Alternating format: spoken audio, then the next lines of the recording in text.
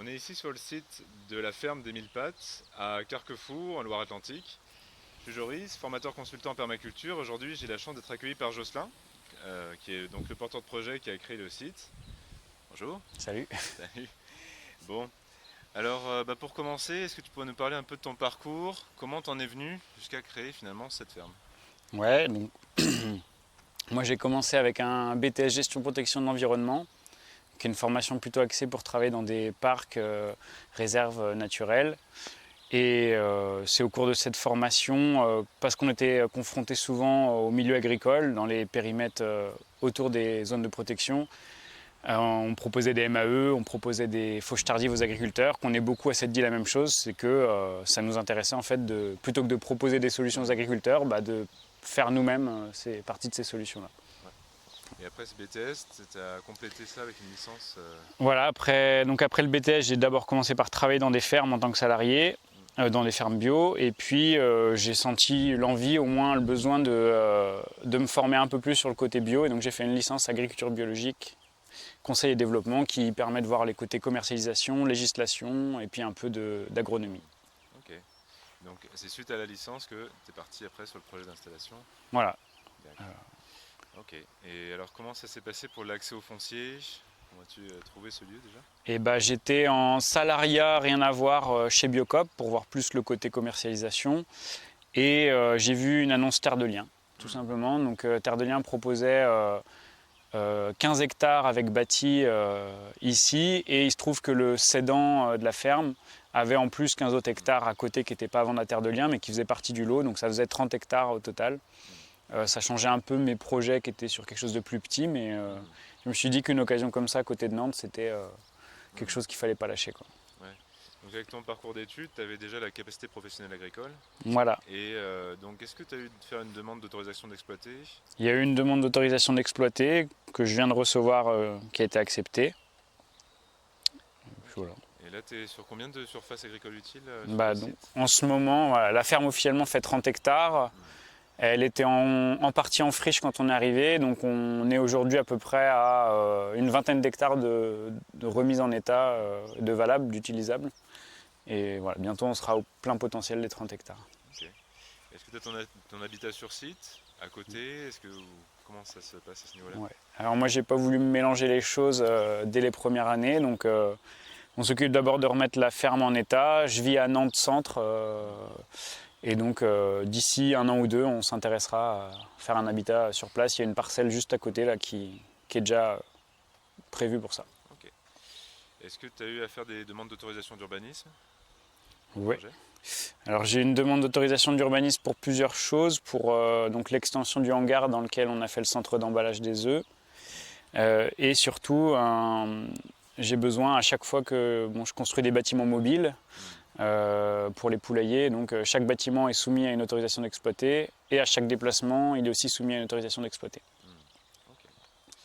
Et finalement, plus globalement, c'est Et quoi ta vision permis du de projet, construire. le rêve du projet sur lequel tu es parti? Alors pour le projet, il découle de ma formation et de mon parcours. Donc le but c'était d'avoir une ferme qui répondait à mes envies environnementales, c'est-à-dire moi j'ai déjà rencontré des agriculteurs qui me disaient on ne peut pas protéger l'environnement et produire. Et donc moi je voulais essayer de créer un projet dans lequel de base on essaie de créer de la biodiversité, on essaye de soutenir l'environnement et de cette activité qui est donc le soutien de la biodiversité, on essaie d'en tirer une activité agricole pour pouvoir en vivre. Ok. Et tu es parti sur donc, quelle production et quel volume de production tu envisages à terme dans le système? Et donc ma première activité c'est les poules pondeuses, donc il va y avoir bientôt 1500 poules. Pour l'instant on est à 900 poules, donc ça sera le gros de l'activité. À côté de ça il va y avoir un troupeau de vaches allaitantes, donc deux races, une dizaine de mères Highland et une dizaine de mères nantaises, donc production de viande. Et il y a deux autres productions qui sont en projet mais qui sont en développement, que sont la production de céréales. D'une part, production de céréales pour les volailles, et d'autre part, production de céréales destinées à la vente et à la transformation en pain. Et donc l'autre activité, c'est le maraîchage. Pour l'instant, on a à peine 1 hectare et le but serait de monter un jour à 6 hectares. Donc finalement, aller sur un système en polyculture élevage Voilà. Polyculture élevage le plus diversifié possible, avec des productions les plus interdépendantes possibles. Et donc avec la transformation, il y a des ateliers du coup sur les courges calebasses, Ouais. entre autres. Alors bon, ça c'est un petit débouché, mais donc ouais, on produit des courges calebasses pour faire des instruments de musique avec.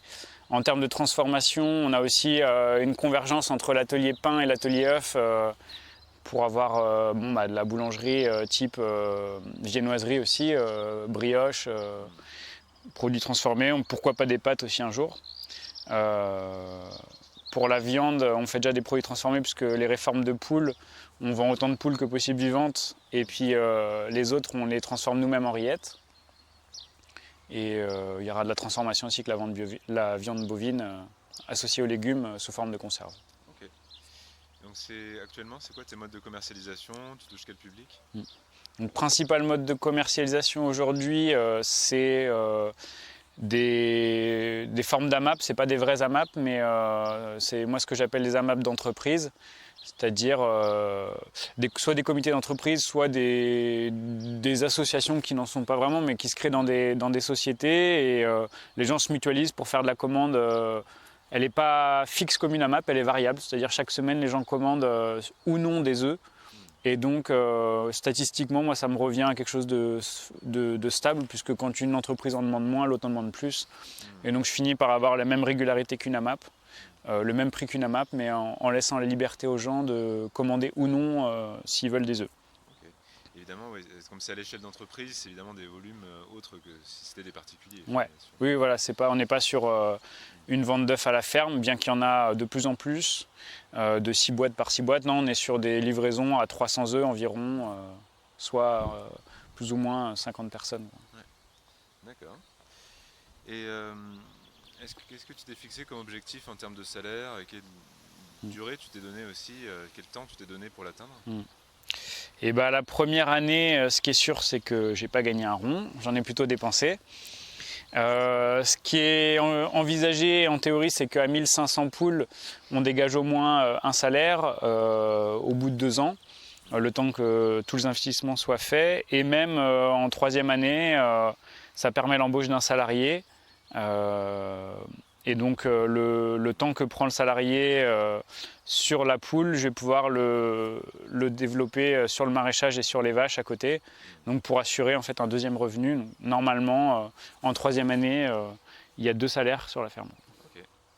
Et finalement, quelles ont été tes sources d'inspiration et aussi les réseaux dans lesquels tu t'inscris? Alors, il y a plusieurs réseaux et plusieurs sources d'inspiration. Un des premiers, c'est donc le réseau agriculture biologique. C'est une partie, pour moi, c'est la partie basique de la ferme. Quand les gens me demandent vous êtes en bio, je dis on est plus que ça, quoi. Le 2e réseau, donc c'est réseau paysans de nature. Donc c'est plus ou moins soutenu par, enfin c'est une émanation de la LPO qui permet d'avoir un suivi sur la faune et la flore de la ferme. Donc vérifier qu'au fur et à mesure des années, on ait bien des pratiques vertueuses pour l'environnement. Il y a aussi, donc est-ce que c'est un réseau, j'en sais rien, mais au niveau de l'agroforesterie, en projet, normalement ça devait se faire la semaine dernière, et à partir de normalement début mai, les haies sur talus seront plantées et les haies hors talus l'année suivante. Et après il y a eu toutes les sources d'inspiration dans mon parcours, donc maraîchage sur sol vivant, permaculture, qui sont voilà, autant de cordes ajoutées à l'arc, mais moi j'ai pas une source fixe d'inspiration, j'évolue au fur et à mesure des théories. Dans quel cadre physique on s'inscrit ici? Il y a au niveau des conditions pédoclimatiques déjà? Donc c'est une vallée, ce qui veut dire qu'on a des terres hautes qui sont sableuses parce qu'il y a eu probablement une rivière qui est passée il y a très longtemps ici, mais donc vraiment du sable pur en hauteur. Et puis au fur et à mesure qu'on descend dans la vallée, on a des terres de plus en plus limoneuses, voire des zones humides déclarées autour de la rivière. Et donc c'est ces zones humides-là qui m'ont poussé à m'intéresser à l'élevage parce que c'était pas cultivable, voilà, sinon. Ouais, et puis un beau maillage bocagé quand même, globalement. Ouais, on est très très bocagé, très vallonné, et puis On a beaucoup de têtards sur la ferme qu'on a remis en état autant qu'on peut pour garder ce patrimoine. Ça faisait partie des choses, moi, en formation. Quand je suis arrivé ici, j'étais super content parce qu'on voyait que les arbres têtards, c'était super pour la biodiversité. Donc, aussi vite que possible, on les remettra tous en état. Okay. Donc, la vocation ici, c'est d'avoir une approche à la fois agroforestière et permaculturelle. Bon, on va un peu détailler au fur et à mesure qu'on va faire le tour de la ferme. Mais donc tu as pu faire un plan déjà, dégrossir une conception finalement avec ces deux approches. Ouais. Alors, en permaculture, on parle beaucoup de design. Moi, je ne sais pas trop derrière ce mot qu'est-ce qu'on met. Et du coup, moi, j'ai eu une vision sur la ferme, mais une vision qui serait difficile à coucher sur le papier. Et donc c'est pour ça, moi, je parle plus d'une forme d'architecture ou de logique, qui est que on a plusieurs productions qui vont toutes entrer comment dire ça, en articulation avec les autres. Et donc, si on pouvait dire une architecture type, ça serait que on arrive sur une prairie qui est entretenue par les vaches. La prairie laisse place soit aux poules qui vont détruire cette prairie et en plus lui apporter de l'azote, soit une céréale. Donc on a les deux cas en ce moment sur la ferme. Soit le légume fait suite à la prairie. Dans tous les cas, ensuite, les autres productions vont suivre. C'est-à-dire que si on a eu du légume, les poules vont venir nettoyer le légume après 2-3 ans et ensuite on enchaîne sur de la céréale. Soit si on a eu de la céréale, on peut laisser place aux légumes et terminer par les poules et donc remettre ensuite en prairie entretenue par les vaches. Et ce qui fait que dans tous les cas, normalement, on a un cycle fermé en termes de nutriments, d'entretien des sols. Voilà. Ok. Et donc c'est quoi tes grandes perspectives, les grandes étapes pour le futur du projet? Donc la première étape, ça a été de remettre en état la ferme, défricher.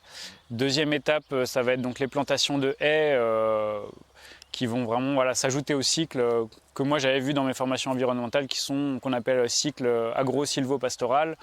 Donc avoir de l'arbre, de la céréale et des animaux. Donc on va avoir sur les grandes parcelles, on va avoir des grandes bandes d'arbres qui vont être soit sur talus, soit hors talus, auxquels auront accès les animaux, notamment les poules et les vaches, et avec sur le rang d'arbres aussi des arbres plus petits que certains appellent les tables fourragères ou les arbres fourragers, donc qui serviront aussi à l'alimentation du bétail. Donc ça c'est un peu l'étape numéro 2. L'étape numéro 2, c'est aussi de continuer les activités, de développer les activités, c'est-à-dire atteindre les 1500 poules et atteindre les 2 fois 10 mères en vaches. Et une troisième étape, c'est un développement en termes d'activité, c'est-à-dire développer l'atelier maraîchage, avec si possible un porteur de projet, et développer l'atelier pain, avec un autre porteur de projet. Et il y a une autre étape qui est parallèle à tout ça, qui est l'acquisition d'une ferme, la ferme voisine, pour justement laisser de la place à tout ce monde-là qui va venir s'installer, et donc créer vraiment un écosystème humain, un noyau aussi, moi, j'imagine ça comme ça, parce que quand je suis arrivé à Carquefou, il n'y avait pas de ferme bio vraiment, il y avait un institut de réinsertion personnes handicapées mentales et personnes en réinsertion sociale. Donc c'est deux structures qui font de l'agriculture qui sont en bio, mais ce n'est pas des fermes à proprement parler. Donc j'étais le premier agriculteur bio et le but c'est de créer aussi une dynamique locale, montrer qu'à plusieurs on arrive à faire une autre agriculture et puis assez rapidement avoir un magasin très diversifié sur site. Ouais. D'accord. Et pour des porteurs de projets a fortiori pour des porteurs de projets qui ne seraient pas issus du milieu agricole, est-ce que tu aurais quelques grands conseils d'après ton retour d'expérience à donner? Déjà, moi je ne suis pas du milieu agricole, hein. Je me suis toujours revendiqué gars de la ville et puis quand j'ai fait mes projets d'installation, c'était écrit noir sur blanc. J'ai toujours détesté la campagne jusqu'à mes 20 ans. C'est vrai. Et donc pour moi la première chose en agriculture c'est qu'il n'y a rien d'inaccessible. Tout est accessible à condition de s'intéresser, de se passionner au domaine, de toujours considérer qu'on est en apprentissage. Je pense que dès qu'on considère en agriculture qu'on s'est formé à quelque chose et qu'on est apte à être agriculteur, on passe à côté d'une grosse partie du boulot qui est de se former en permanence, réagir à son environnement, on a des théories, on les met en pratique et ça ne marche pas toujours. Donc l'important c'est de rester connecté au sol, aux animaux, à la végétation qui se développe. Donc voilà, c'est juste être ouvert d'esprit, attentif à ce qui se passe devant nous et sauter le pas. Il y a vraiment rien de... C'est une succession de détails, mais rien d'impossible. Ok, et en tant qu'éleveur, toi tu penses développer globalement quelle relation aux animaux? Relation aux animaux, il y a différents animaux sur la ferme. Avec les poules, donc le but c'était d'avoir un élevage qui correspondait le plus possible à la physiologie de la poule. Donc d'où l'importance pour moi de travailler en bâtiment mobile où on a à chaque fois des parcours absolument sains, riches en végétation. D'autant plus qu'avec les arbres, ça va correspondre encore plus aux intérêts des poules. Au niveau vaches, moi c'est des vaches qui sont à croissance lente, donc on a vraiment le temps de développer une relation avec chaque bête. Chaque moment où on doit les envoyer à l'abattoir, c'est difficile, mais ça fait partie, c'est un sacrifice nécessaire pour que l'ensemble du troupeau existe. Mais donc voilà, chacune de mes vaches, elles ont toutes un nom, elles répondent toutes à leur nom, elles ont toutes leurs attitudes, leurs envies et leurs humeurs, et voilà, je vis avec, et moi ça me va. C'était vraiment la vie que je voulais avoir, c'était être le plus en lien avec la vie autour de moi et créer le plus de liens possible, quoi. Qu'est-ce qu'on a devant les yeux? Alors ce qu'on a devant les yeux, donc, c'est un bâtiment mobile, je ne sais pas si on le voit dans le cadre. Donc bâtiment mobile pour poules pondeuses, 300 poules pondeuses dans ce bâtiment-là. Et on a surtout, donc là on voit une terre qui a été passée au rotavator avec les patates qui ont été plantées la semaine dernière. La spécificité ici, c'est qu'on travaille en mobile, donc ça veut dire que ce champ de patates, il n'y a même pas 5 mois, c'était un parcours de poules pondeuses. Ça veut dire que les poules sont passées là, ont mangé tout ce qu'il y avait à manger. Elles ont désherbé aussi, elles ont probablement azoté le sol aussi. Et ce que j'espère, c'est que les poules ont suffisamment gratté et mangé ce qu'il y avait dans le sol pour pas qu'il y ait de topin, puisqu'on était sur une vieille prairie. Et donc le grand classique derrière les vieilles prairies, c'est d'avoir du topin sur la patate. Donc on a fait une bande de l'autre côté sans passage des poules, on a eu du topin. Et là on va pouvoir tester l'expériment, enfin on va pouvoir expérimenter avec témoins que les poules ont eu une influence ou non sur le développement de la patate. Et donc les poules se sont déplacées. Et donc là on commence à rentrer dans le raisonnement que moi j'appelle de bande. Tout à l'heure on parlait du design ou de l'architecture de la ferme. Moi je vais raisonner en bande, c'est-à-dire que là où on est en ce moment, ça sera la fin d'une bande, il y aura une haie. Et donc le bâtiment se déplace sur cette bande-là, avec une succession derrière lui de légumes. Et puis à la fin, il n'y aura ni légumes ni bâtiment, il y aura juste une bande de céréales ou une bande de prairies pour les vaches. Et donc le bâtiment se décalera juste d'une bande plus sur le côté, quoi. Et ce qu'on peut voir au fond, c'est donc il y a plusieurs trognes. Ouais. On pourrait en parler un peu de leur gestion. Et donc on est arrivé, la plupart des trognes avaient commencé à reprendre une végétation spontanée, donc avec des branches hautes et qui commençaient à avoir plus de 15-20 ans, notamment du chêne et du frêne. Et donc l'objectif, ça a été de remettre en état les trognes, donc en coupant une partie, en laissant peut-être un peu trop de tire-sève. Normalement on considère qu'il faut en laisser un ou deux. Mais on a préféré en mettre un peu plus parce qu'on avait peur que, vu qu'ils n'avaient pas été coupés depuis 15-20 ans, de trop les amocher. Après, d'autres personnes du territoire m'ont dit qu'autrefois on pouvait aussi tout couper et que l'arbre repartait quand même. Donc oui. Voilà, on verra. Pour le moment, ça va servir en bois de chauffage. Voilà, bois de chauffage, ça va être un des produits supplémentaires qu'on va avoir sur la ferme. Dès cet hiver, on va pouvoir commencer à vendre du bois de chauffage dans les environs. Et alors là, où est-on? Qu'est-ce qu'on a sous les yeux? Donc là, on a une bande de maraîchage. Donc, comme toutes les bandes, normalement, elles vont toutes faire 2000 m². Le but, c'est de normaliser pour, d'une année sur l'autre, avoir les mêmes surfaces et donc avoir les mêmes volumes de légumes qui en sortent.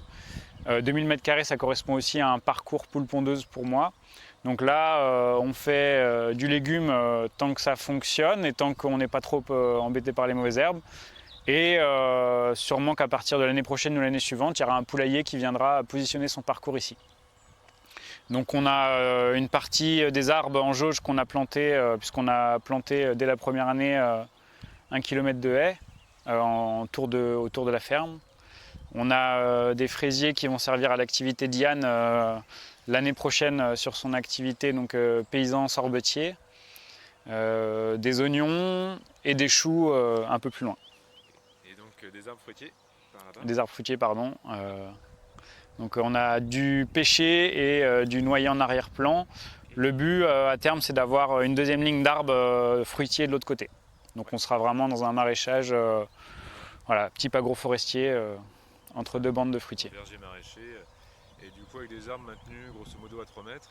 Ouais. Avec un espacement de quoi, 15 mètres entre à peu près 2000 mètres, 1, 2, 3, 4, 5, 6, 7, 8, 9, oui ça, 15 mètres. Ok. Ouais, donc à ce niveau-là, effectivement, aucun problème de perte d'ensoleillement. Bah non, parce que de toute façon, je laisse un passage tracteur entre les bandes de légumes et la ligne d'arbres. Okay. Donc au fond, on va voir d'autres trognes, hein, toujours le maillage bocager. Et puis il y a un autre bâtiment Qui est en montage. Et on a quelques oies qui se baladent par ici. Alors pourquoi des oies Bon, en fait, ça, bon, déjà d'une part, voilà, ça n'a pas une grosse vocation de production.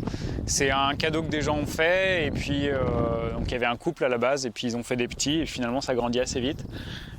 Donc voilà, à terme, on devra probablement s'en débarrasser parce qu'on n'a pas le droit d'avoir des oies et des poules sur une ferme. On considère que ça peut apporter des maladies, donc on ne pourra malheureusement pas les garder ici, mais voilà, pour l'instant, ça m'éclate. Je trouve ça très joli et super sympa comme animal. On est ici sur le principal hangar de la ferme. Donc beaucoup de stockage, atelier, moment de lieu aussi pour se poser, j'imagine, de temps en temps. Et puis, futur centre d'emballage des œufs. C'est ça. Est-ce que tu aurais d'autres choses à développer, justement, sur comment tu as aménagé cet endroit? Bah, le but ici, ça a été de réussir un peu à trouver... déjà remettre en état ce hangar, parce qu'à la base ici, il y avait 3 étages différents de sol. Donc on a tout renivelé à la même surface pour pouvoir avoir éventuellement plus tard des passages d'engins. Donc à savoir... par exemple, un faneur ou passage tracteur ou passage voiture. Si on doit travailler plus tard sur palette aussi, on aimerait bien donc un monte-charge ou un chariot élévateur. Donc pouvoir tout rendre le plus ergonomique possible. Donc on a ici donc, le centre d'emballage des œufs. On a prévu possiblement un passage voiture qui pourrait permettre un chargement. Et donc il restera à déplacer le four qui va aller dans un fournil sur une autre aile du bâtiment. Que dire d'autre sinon je sais pas trop. Petite rotation. Ouais. Voilà. Le stockage des œufs actuels. Hop, le four. Hop, et puis encore d'autres espaces de stockage des outils. On a un atelier. Le stockage des semences, patates, céréales, sarrasin, et puis voilà, les ateliers de chaque activité, donc fabrication d'instruments de musique, atelier réparation, tout ce qui est maraîchage. Alors, on a ici une production de calebasse. Tu pourrais nous parler un peu de cet atelier-là? Donc calebasse, c'est famille des courges, donc ça pousse exactement comme une courge, c'est une plante rampante. Très gourmande. Donc le but, c'est d'avoir une calebasse à peu près de cette taille-là. Donc il ne faut pas avoir peur, ça pourrit. Donc, la partie vivante va pourrir et seule va rester la structure ligneuse. Donc le but, c'est de la nettoyer donc, pour passer à ce stade-là. Ensuite, de l'ouvrir, où on enlève la chair et les graines. Et donc le résultat final, il a cette forme-là et cette allure-là. Donc on la vernit à la fin. Et donc ça vient s'ajouter à un bout de bois et à une corde de piano ou un fil de fer qu'on trouve dans les pneus. Et donc ça permet de construire un instrument de musique qu'on utilise dans le capoeira qui s'appelle le berimbau, donc qui est une percussion à cordes. C'est une spécificité afro-brésilienne. On est ici sur la zone de stockage à froid. Alors qu'est-ce qu'on a comme équipement ici? Donc c'est une chambre froide qui peut faire du froid négatif et froid positif. Son but, il y en a plusieurs. Donc d'une part, c'est pour le pain, permettre de stopper la fermentation ou de faire des fermentations longues ou des fermentations à froid. Elle a un autre rôle, c'est que sur le stockage céréales-semences, elle permet d'être sûre de ne pas avoir de nuisibles. Sur du stockage patates, ça peut permettre d'échelonner sur l'année les volumes de vente. Et il y a un autre rôle, parce qu'il y a une autre production dont on n'a pas parlé sur la ferme, c'est qu'il y a un apiculteur. Et donc sur les cadres de ruches, c'est intéressant des fois de les passer au froid pour éviter la fausse teigne. Donc voilà, elle a un rôle multi-usage. On doit avoir à peu près 10 mètres carrés là-dedans. Ça permet de passer une palette ou deux. Et voilà. Avec alimentation électrique depuis le réseau. Ouais, on est fourni par Enercop, mais pour l'instant on n'a pas encore de source alternative nous-mêmes ici. On est ici avec une bande de poules pondeuses. Alors tu es sur quelle race d'ailleurs? Alors il y a plusieurs, il y a un tout qui est englobé dans ce qu'on appelle la poule rousse. De fait, ce lot-là c'était de la Lomane, mais on a aussi eu de la Logorne.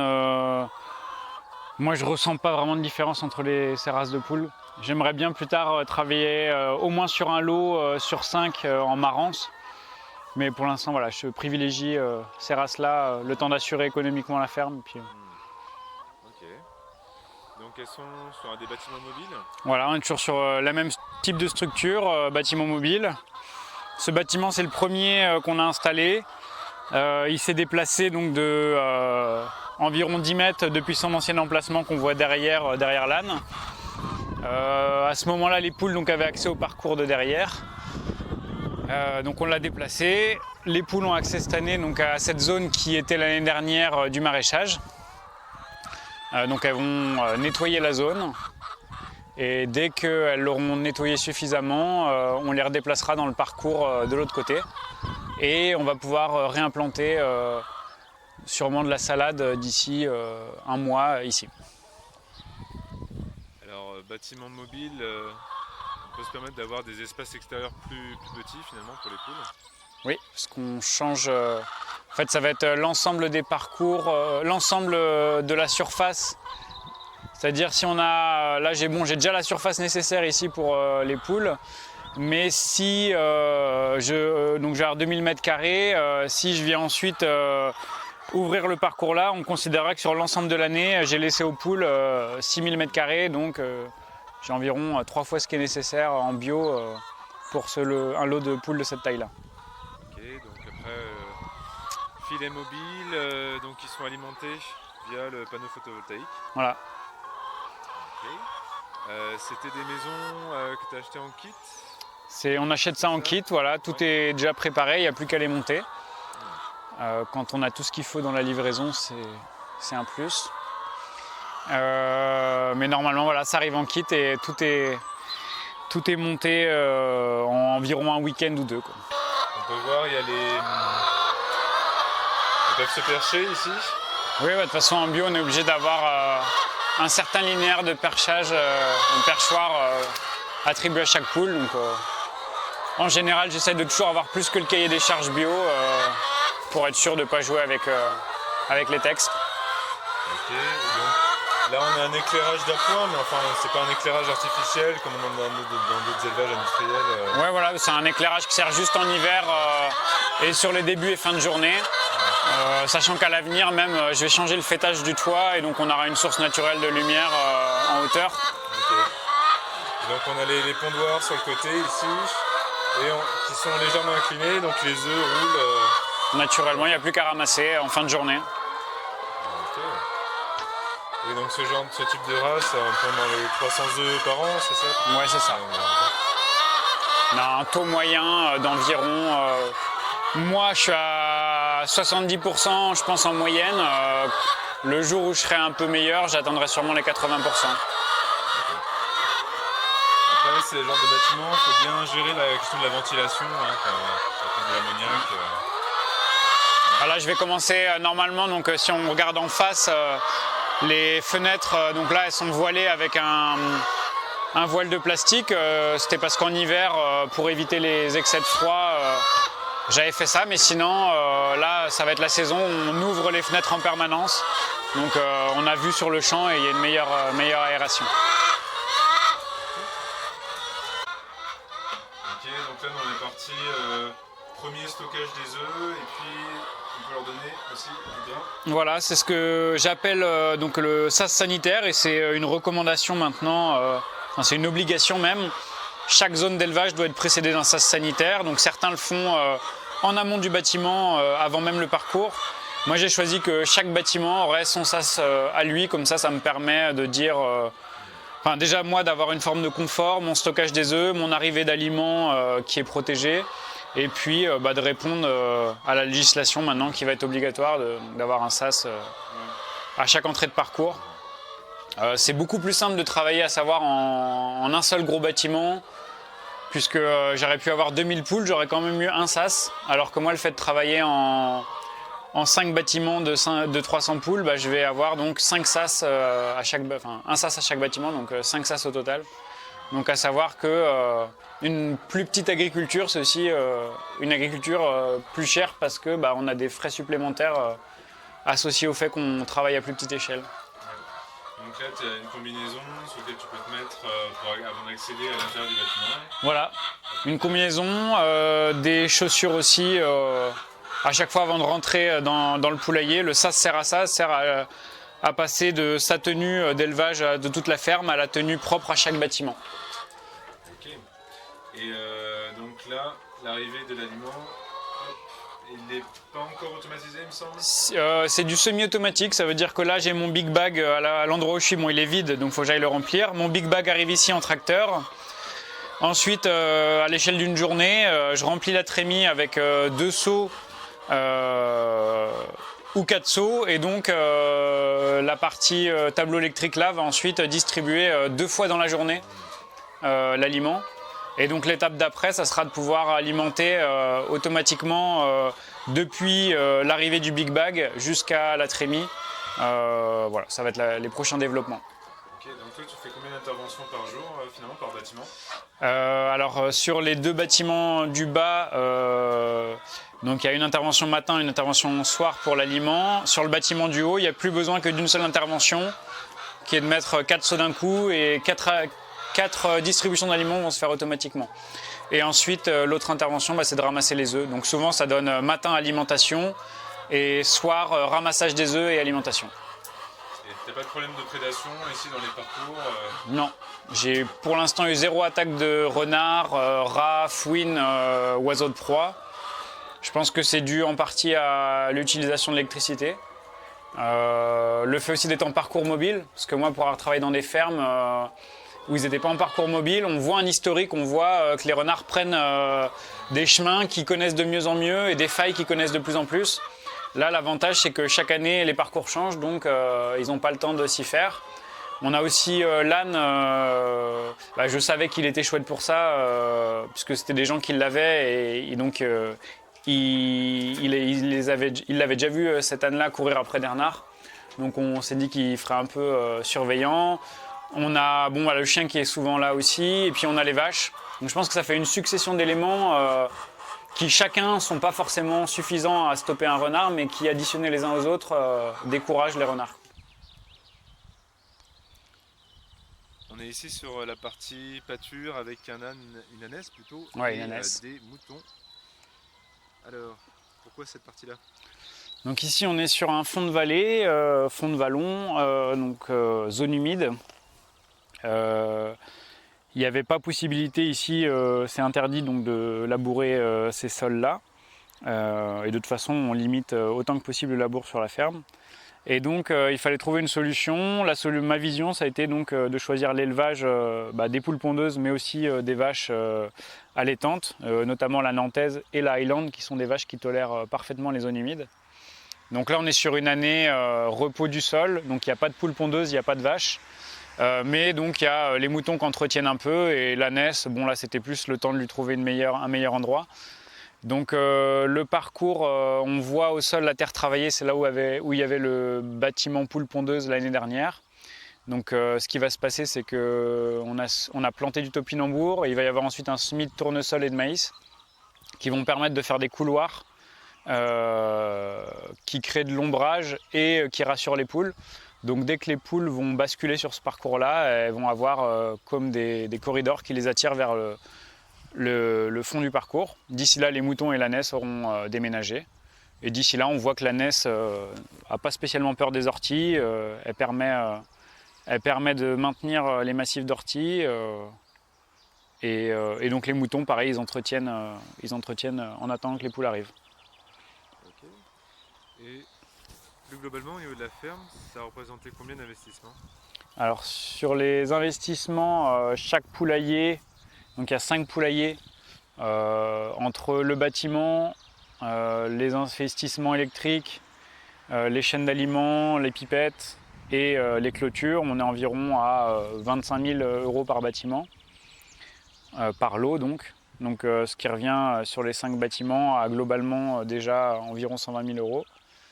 Sachant que le premier bâtiment était financé en partie via un financement participatif sur Mimosa, où on avait réussi à avoir 10 000 €. Donc la moitié du bâtiment avait pu être payé. Enfin la moitié du bâtiment plus les frais associés avaient pu être payés. Et donc ensuite, il y a la partie élevage, donc le troupeau, qui a représenté environ 10 000 € d'investissement. Le tracteur et le hangar, environ 15 000 € chacun. Donc on arrive sur mon projet total, il y a environ 150 000 € d'investissement. D'accord. Ouais, donc c'est essentiellement les bâtiments d'élevage, Ouais, le centre d'emballage, des poules pondeuses que j'intègre une partie. Voilà, à chaque lot, il y a une partie des frais autres qui sont associés à chaque bâtiment.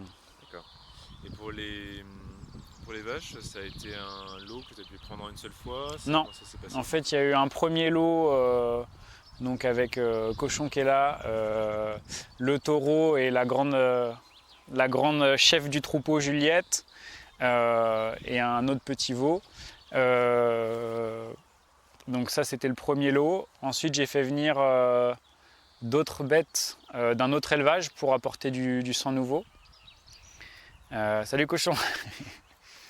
Il reconnaît bien son nom, lui. Et ensuite, donc j'ai fait venir les Nantaises d'un autre élevage. Et ensuite, on n'est que sur des naissances issues du troupeau ici. Et ici, j'ai fait venir un taureau en plus aussi, d'une autre ferme encore. Donc j'avais un taureau à l'époque, qui depuis a été la première bête abattue, parce que on était déjà un peu en consanguinité sur le troupeau. Et donc j'ai fait venir un nouveau taureau à la place. Donc voilà, à partir de maintenant, il n'y aura plus que sûrement une ou deux mères nantaises à acheter. Et on sera autonome avec les quelques entrées-sorties qu'il y a chaque année. Donc que de la monte naturelle pour la reproduction? Alors sur la partie Highland, on est en monte naturelle. Sur la partie nantaise, vu que c'est une race en voie d'extinction, j'ai privilégié d'avoir chaque année une diversité de génétique, donc de faire l'insémination artificielle. Ça serait compliqué dans un premier temps d'avoir 2 taureaux sur la ferme, d'avoir un taureau Highland et un taureau nantais. Donc j'ai privilégié pour l'instant l'insémination artificielle pour que chaque année je puisse avoir des animaux absolument différents génétiquement, et donc permettre parce que quand on est sur des petits effectifs comme on a aujourd'hui de 2000 bêtes de nantaises, il y a un risque de consanguinité qui est possible, donc il faut varier le plus possible. Maintenant, si l'activité se développe et qu'on a, comme on prévoit, la ferme d'à côté, on peut aussi diviser en 2 troupeaux, un troupeau nantais et un troupeau Highland, dans quel cas j'aurai un taureau nantais. Donc voilà, l'image que j'avais envie d'avoir avec les bêtes, c'était ça, c'était un super relationnel avec les animaux. Ils connaissent leur nom, ils aiment se faire caresser. Voilà, je pouvais pas rêver mieux. Au début, ça devait être une petite activité secondaire sur la ferme, et puis voilà, je suis complètement tombé dedans. On est ici en face de la partie rucher. Alors me semble que c'est pas toi qui mènes cette activité, mais c'est un partenariat. Ouais, en fait j'ai 2 apiculteurs sur la ferme. Donc là c'est une apicultrice qui commence son activité et qui va pas tarder de déménager. Donc elle m'a demandé de pouvoir commencer son activité ici sur la ferme le temps qu'elle ait la sienne. Donc voilà, ça fait 1 an qu'elle a ces petites ruches là qui ont un format un peu spécial. Et donc on a un autre apiculteur dans les terres plus hautes qui correspondait au champ de sarrasin. Qui lui par contre va rester sur la ferme avec potentiellement un projet d'association ou au moins de travail tout à fait collaboratif, quoi. On n'a pas encore décidé sous quelle forme on aurait un statut. Voilà. Pour l'instant moi je suis en entreprise individuelle. À terme peut-être créer une EARL ou un GAEC pour avoir plusieurs activités. Ouais, donc en EI et puis statut exploitant agricole. Ouais. Ok. Et ouais, donc on est ici sur le fond de vallée. Voilà. Beaucoup de biomasse déjà. Ouais. Potentiellement. Donc ça fait partie des zones qu'on a à peine encore remises en état. On voit bien là qu'on est encore sur de la friche, qu'on n'a pas encore complètement remis en ergonomie. L'objectif à terme, c'est que donc on ait tout un chemin qui soit entretenu autour par les vaches. Donc quand on veut ouvrir le chemin aux vaches pour qu'elles entretiennent, on ouvre les clôtures, et sinon le reste de l'année, pour qu'il y ait les gens qui puissent circuler autour de la ferme, le chemin est fermé par les clôtures. Les vaches entretiennent la zone humide. Il faut savoir que le parcours poule, il y a 1 an, il ressemblait à ça. Et donc maintenant, il ressemble à peu près à quelque chose de potable. Et de l'autre côté, on a une autre zone humide. Faut qu'on trouve, il y a une rivière à passer, un moyen pour que les vaches aillent de l'autre côté. Donc on ne sait pas encore comment faire, mais sûrement que ça va se jouer avec un petit pont qu'on va fabriquer. Et donc les vaches en plein été, l'idée, vu qu'on est sur une pente, la ferme on pourrait la symboliser comme une grosse pente, d'avoir en hiver les vaches dans les hauteurs pour être au sec sur les parcelles plus séchantes, plus sableuses, et en été à l'inverse, on descend les vaches dans le fond de vallée pour qu'elles aient accès au frais et à la végétation encore un peu humide. Et ici on pourrait faire donc une production de miscanthus. J'aimerais bien m'intéresser à ça. Zone humide, zone pas forcément productive, le miscanthus il aurait sa place. D'une part ça pourrait me faire une source de paille, d'autre part on pourrait exploiter ses capacités de forte végétation, de forte biomasse pour créer des couloirs pour les poules. Donc ce qui donnerait qu'en année vache on peut faucher l'ensemble et donc avoir un fourrage, et puis en année poule laisser pousser les bandes de miscanthus pour avoir un simulacre de haie temporaire, quoi. Puisque l'objectif de la ferme c'est d'avoir soit du mobile soit du temporaire. Voilà. On va laisser avec le gros du propos. Bon, effectivement ça se voit qu'il y a une génétique très diversifiée, beaucoup de robes différentes. Donc mélange de vache nantaise et Highland. Et au niveau de l'alimentation, comment ça se passe? On est 100% tout à l'herbe. Il y a donc environ 20 hectares de prairies disponibles. Donc ça veut dire qu'elles sont 100% du temps en extérieur, même en hiver. La seule chose qui va se passer, c'est qu'en été, sur les excès de pousses de prairie, on va pouvoir faire un foin qui sera donné en complément pendant l'hiver, ainsi que comme là la paille qui est issue des céréales. Donc à savoir qu'une vache a toujours besoin un peu de fibres pour ruminer. Donc sur de l'herbe trop fraîche comme ça au printemps, c'est important de toujours apporter de la paille en plus pour les aider à ruminer. Et ensuite on a 2 sources extérieures, mais qui ne sont pas à vocation d'alimentation, mais plus à vocation pédagogique ou de mise en lien entre l'homme et l'animal, que sont donc le pain. Donc on a des biocopes qui nous fournissent des invendus de pain. Et on a aussi un paysan boulanger qui donc transforme son blé en farine. Et donc quand il fait ça, il a un excès de son, un déchet pour lui. Et donc pour nous, le son, c'est du pain béni, parce que les vaches, elles adorent ça. Donc ça permet de les habituer à l'humain, ça les permet de faire les choses en douceur. Quand on a besoin de les passer d'une parcelle à l'autre, on les appelle avec un peu de pain ou avec un peu de son. Et voilà, ça permet d'avoir une super relation. Et puis ça nous pousse aussi à nous dire que plus tard, quand on aura l'activité paysan boulanger, ça sera une autre activité de plus qui viendra s'imbriquer avec les autres. là, la prairie est visiblement fumée directement par les vaches. C'est quoi, c'est des ratios de 10 tonnes de fumier hectare, tu as dit? Ouais, c'est une évaluation. Il faudrait vraiment peser une bouse et puis évaluer vraiment par mètre carré combien il y en a. Moi, je me disais qu'on était environ là-dessus, ouais, donc autour de 10 tonnes hectare. C'est à peu près ce qu'on fait quand on remplit un épandeur et qu'on va fumer une parcelle. Il y en a qui montent à 20 tonnes hectare. Bon, là, sur une vieille prairie comme ici, je pense qu'il y a déjà un bon reliquat azoté. Donc, ça plus les bouses, l'année prochaine, ou cette année, c'est bon pour partir sur une céréale. Et derrière, est-ce qu'on aura les poules qui vont venir ici? Alors ici, c'est pas forcément prévu pour le moment. Ça serait possible puisque dans la logique de la ferme, dès qu'on est sur un coin, ça peut être un lieu pour des poules. Maintenant, qui dit poule dit arrivée d'eau et d'électricité. Chose qui pour l'instant n'arrive que là-bas. Donc en fait, aujourd'hui on a environ donc on a 4 emplacements de bâtiments dans cette zone-là, puisqu'on a donc d'un côté la zone humide, de l'autre côté une autre zone humide, entre les deux de quoi faire 2 parcours. Donc on a 4 années successives possibles de bâtiments là-bas. On en a 4 aussi là-bas et il y en a 2 ici. Donc on pourrait rajouter plus tard en développement si on voulait de rajouter un emplacement bâtiment poule ici, mais ça serait d'autres investissements, une autre raccordement électrique. C'est pas impossible, mais voilà, pour l'instant c'est pas prévu. On est là sur un grand carré, donc l'idée c'est plus qu'un grand carré reste soit en élevage, soit en céréales, soit en légumes. Ouais, c'est sur de légumes, c'est des productions légumières plein champ, comme Voilà. des courges ou autres. Voilà, là on serait sur un plein champ. Si on confirme qu'on développe cette activité, notamment si un porteur de projet me rejoint, on partirait sur du plein champ 6 hectares. Donc on pourrait avoir environ 1,5 hectare courge, 1,5 hectare pommes de terre, autant d'oignons et de la salade. Et voilà, on s'arrêterait là-dessus. On ferait un cycle environ de 3 ans de plein champ ici et qu'on remettrait ensuite en prairie ou en poule pour d'autres endroits.